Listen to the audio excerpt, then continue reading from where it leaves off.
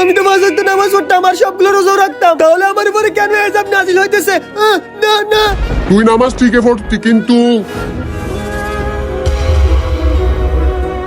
ভাইয়া ভাই আমি একটু আমার বান্ধবীর বাসায় যাইতাছি, আজকের ফটাগুলো আমি ওর থেকে শিখে নিব। হ্যাঁ যা, কিন্তু এই বোরকা পরে না, ব্র্যান্ডের কাপড় পরে যা। এই বোরকা পরে গেলে আমার অসম্মান হবে। যা। তুই তোর মা বোনদেরকে পর্দা করার জন্য নিষেধ করতি, তার জন্য তোর উপরে আযাব নাযিল হইতেছে। হ্যাঁ? ইয়া!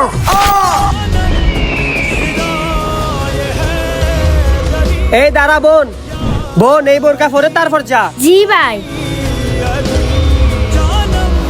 নারীদের পর্দা করা ফরজ। ছোট বোন থাকলে কমেন্টে লিখি আলহামদুলিল্লাহ।